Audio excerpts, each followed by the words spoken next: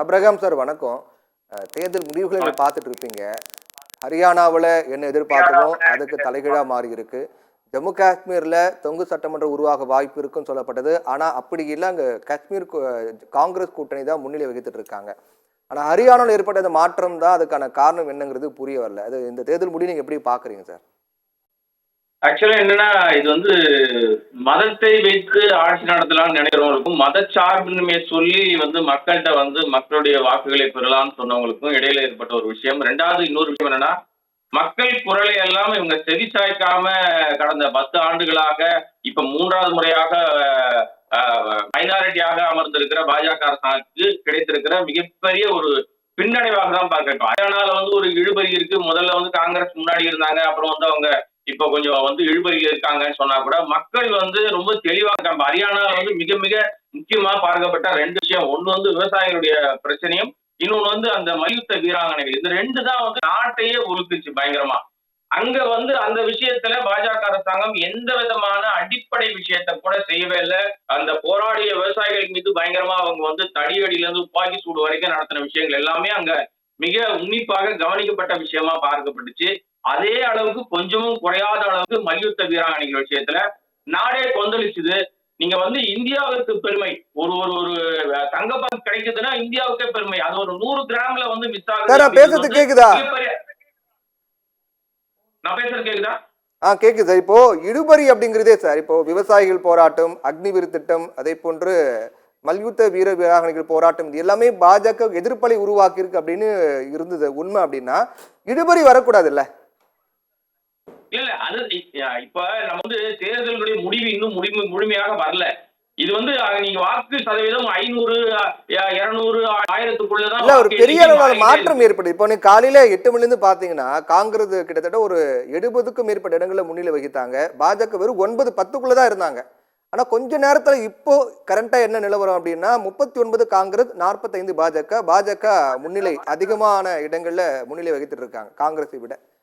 இந்த மாற்றம் அதுதான் இப்போ பேச்சு பொருளா மாறி இருக்கு, கேள்வியா மாறி இருக்கு.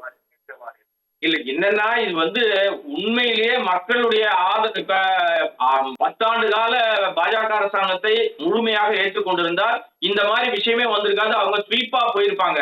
இது ஒரு பெரிய ஒரு எதிர்ப்பலை உருவானதுனாலதான் இந்த விஷயத்துக்கே நம்ம பார்க்க போது. இன்னொரு விஷயம், இன்னும் முழுமையாக நம்ம முடிவுகள் நம்ம கையில வரல. அதுக்கு முன்னாடி எந்த முடிவும் நம்ம எடுக்க வேண்டிய அவசியம் இல்லை.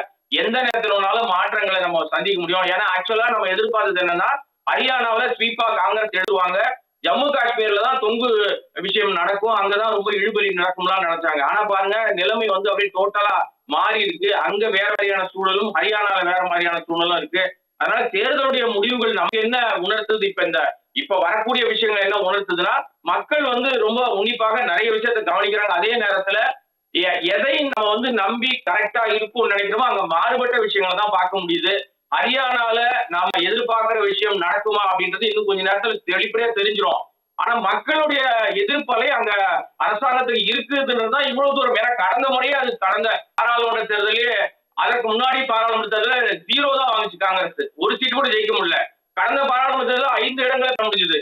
அப்ப மக்களுடைய ஆதரவு காங்கிரஸ் அங்க வளர்ச்சி தான் இருக்குன்னு தான் பார்க்க முடியுது. அதனுடைய தொடர்ச்சி தான் இப்ப ஹரியானாவில் நடக்கிற நிகழ்வுகள்லாம். அதனால மாற்றங்கள் பெரிய அளவுக்கு இருக்க வாய்ப்பு இல்லை.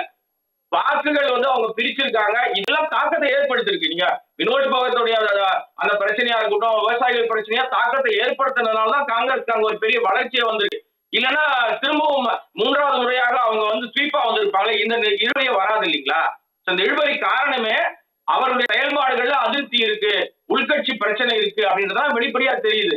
நம்ம பொறுத்திருப்போம். உடனடியா நம்ம ஒரு முடிவுக்கு வந்துட வேண்டிய அவசியம் இல்லை.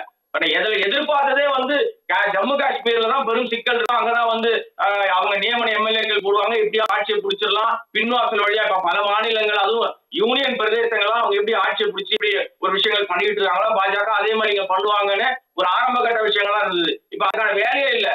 என்னதான் நீங்க நியமன எம்எல்ஏக்கள் போட்டாலும் அங்க அங்க வாய்ப்பு இல்லை. அங்க காங்கிரஸ் கூட்டணி ஆட்சி தான் உட்காருன்ற மாதிரியான சூழ்நிலை இப்ப அங்க இருக்கு. இது எல்லாமே நாட்டு மக்கள் உன்னிப்பா கவனிச்சுட்டு இருக்காங்களா? இதை விட இது உதாரணம்ங்க. இந்த பாராளுமன்ற தேர்தலுக்கு பிறகு மைனாரிட்டியாக பாஜக உட்கார்ந்த பிறகு நடக்கிற முதல் தேர்தல். இது நிச்சயமாக எதிரொலி அடுத்து வருகிற மகாராஷ்டிரா தேர்தல் எதிரொலிக்கும், அடுத்து வருகிற உத்தரப்பிரதேச எதிரொலிக்கும். இது எல்லாமே நிச்சயமாக பாஜகவுக்கு பின்னடைவு தான். பெரிய ஸ்வீப்பா இருந்தா அவங்க வந்து ஆட்டோமேட்டிக்கா வெற்றி பெற்று போயிருப்பாங்க. அவங்க 370 நீக்கிற உடனே ஜம்மு காஷ்மீரே நாங்க மாதிரி சுதந்திர காற்று கொடுத்துட்டோம். நாங்க என்ன நடந்துச்சு அங்க எங்க சுதந்திர காற்று அவங்களுக்கு இருந்துச்சு? பாஜகவுக்கே அங்க ஒன்றும் போக முடியல. அதனாலதான் அவர்கள்லாம் பிரதம தலைவர்கள் மோடியா இருக்கட்டும், நம்ம அமித்ஷா அவர்களும் அங்க போய் ஒன்றும் பேச முடியல. பேசியதும் அவங்க எடுபடவே இல்லைங்க. மாறி இருக்கு இந்த நிலை. ஹரியானாலையும் இப்ப நம்ம வெயிட் பண்ணுவோம். உடனடியா ஏன்னா மாற்றங்கள் இருந்து முடிவு வர வரைக்கும் அதுக்கு முன்னாடி நாமளா ஒரு முடிவு எடுக்க வேண்டிய அவசியம் இல்ல. எது வேணாலும் நடக்கலாம். ஆனா ஒரே ஒரு விஷயம், என்னை பொறுத்தவரைக்கும் எப்ப நான் சொல்ற விஷயம், இவிஎம் ஒழிச்சிட்டாலே பாதி பிரச்சனை தீருங்க. வாக்குச்சீட்டு முறையில தேர்தல் வந்தால் நிச்சயமாக நீங்க வந்து மக்களுடைய எண்ண உணர்வுகளை ஈஸியா எடுத்துக்கலாம். வளர்ந்து வந்த மிகப்பெரிய நாடுகள்ல கூட, அதுவும் வந்து டெக்னாலஜி அதிகமா பயன்படுத்துற நாடுகள்ல கூட வாக்குச்சீட்டு தான் இருக்கு. நம்ம இவிஎம் பிரச்சனைனா ஜம்மு காஷ்மீர்ல இவிஎம் தானே யூஸ் பண்ணாங்க.